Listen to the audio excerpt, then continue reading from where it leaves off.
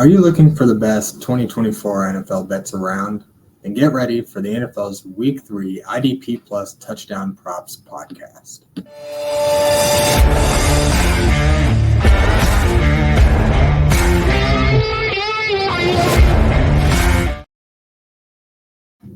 So last week in Week 2, we came up with Mike Evans, Cooper Kupp, and Isaiah Pacheco to come up with an anytime touchdown for I think it was over plus 500. Unfortunately, we had two injuries, and Mike Evans didn't end up finding the end zone, so it was kind of a rough week all over the place in the NFL, just injuries left and right. So we're looking to bounce back this week. I've got a good one for you guys. This is coming in at plus 527 as of Wednesday.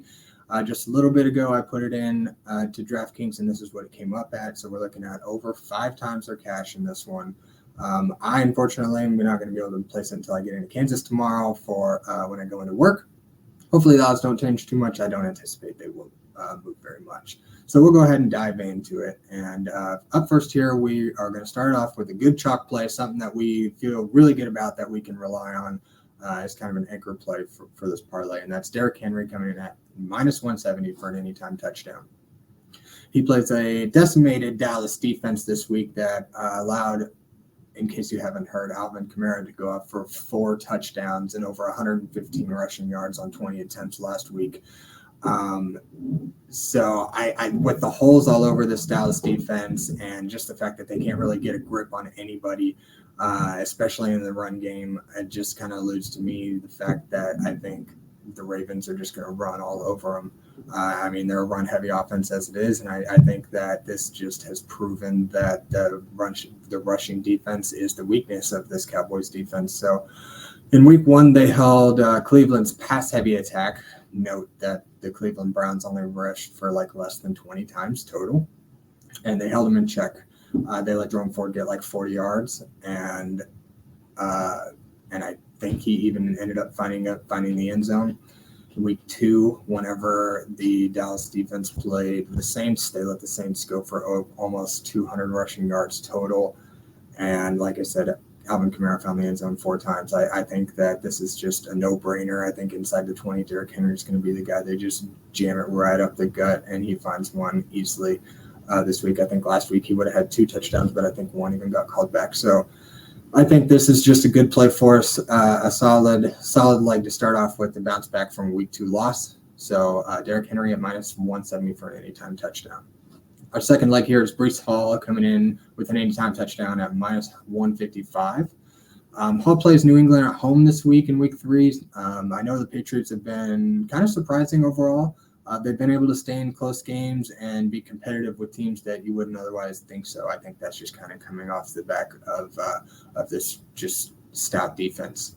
But that said, there's some areas in this defense that we can exploit, especially with a sharp Jets offense. Not necessarily one that's filling the stat sheet, but they're getting things done. They're moving the ball down the field, and Brees Hall has been successful week in and week out. He's just been a pillar for this offense. So they're definitely, if they're going to want to do anything or stay in this game or get ahead, they're going to have to run through Brees Hall.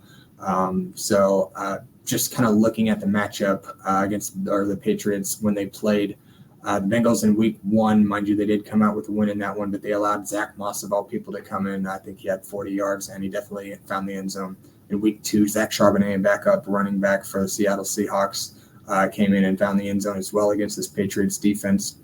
And this was with a healthy linebacker 1 manning the middle. So now that Jawan Bentley is at the very least out for this week, and it sounds like for an extended period of time, there's a hole in the middle part of this defense now where there was already a weakness. If there was one, they've kind of held passing offenses in check for the most part. I think they've only allowed 1, maybe 2 touchdowns to receivers. So, but running backs have been successful. They've been able to find the end zone against this team. That's kind of where I think that the Jets are going to have to exploit that newfound hole in the defense and just run Brees Hall until the wheels fall up, because that's just going to open up the outside, and Aaron Rodgers is going to be able to get into a flow in the passing game. And I think they're going to be able to push the ball downfield and find the red zone. And when you get to the red zone, Brees Hall is definitely going to be the guy you want to get the first crack at crossing that plane. So, Brees Hall's for this offense, he's going to be the guy that they try to get to first. He's going to get first cracks at it inside the 20. It's only whenever he falls short that they want to go to somewhere else, which you found Alan Lazard a couple of weeks ago, found the end zone a couple of times. But Brees Hall still found the end zone in both weeks so far this year. I don't think that changes this week against New England. Again, who's kind of got a hole in the middle of this defense. So Brees Hall, anytime touchdown, minus 155. I think this is another solid leg for us to stand on in week 3 to hope to come back and bounce back from week 2. The third one here is a little bit longer, but I really like the offense that this guy's in, and he's kind of shown some really good promise, and I don't see that letting up considering the matchup this week. And I'm looking at Rasheed Shaheed with an anytime touchdown coming in at plus 140. 2 touchdowns in the first couple of weeks, and they're already giving us plus money on this still, with an offense that's just absolutely on fire, man. Like they've scored 40 points on the Cowboys, and I forget who they played in week 1. I think it was like the Panthers or something. Nothing to really write home about, but just the fact that they're putting up the numbers they have, stats all over the stat sheet. They're just absolutely dominating every matchup, and it's all starting with Rasheed Shaheed touchdowns. And with 2 bombs for touchdowns, over 50 yards in each of the first 2 games of this season. I know that seems unsustainable, but listen, this team has gone up early and often in both games this year. They've been able to just smack their opponents in the mouth and then hit coast the rest of the game. They haven't really needed to force Rasheed Shaheed down the field and into competitive throws later in games because they've just had such a great lead. They don't need to rush that and risk anything like that. So that's why they've been running through Alvin Kamara a lot, because they're just up. So why not milk the clock and run the ball a lot? So he's been a good beneficiary of this. He's another one that, for sure, anytime touchdown, it pretty well at this point it's about to happen. So, but he was longer odds. We're looking to kind of boost our odds this week. So I think this week against Philadelphia, who is already a very weak secondary in terms of defense, I think that things just continue this week. I mean, Philadelphia last year was second most in the entire NFL in touchdowns allowed to opposing wide receivers with 22. I think the next highest team had like 5 less. This defense really allows wide receivers to just leak out and just wreak havoc. And it's been a nagging weakness of this defense and why this team can't really get momentum going later on in this season when it comes down to crunch time, because there's just too many holes to exploit. Whenever you can let offenses take the top off of your defense, it just opens up everything else, and it's really hard to keep up with the kind of offense that they have, especially now that they have injuries.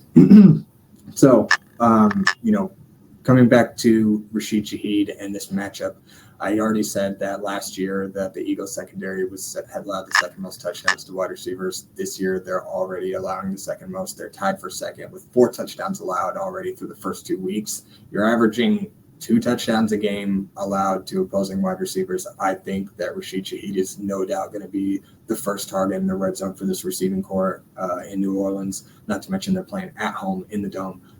Lock it in for me. I'm thinking I feel really good about Rasheed Shaheed coming in and just blowing the top off of this Eagles secondary and finding the end zone again in week 3.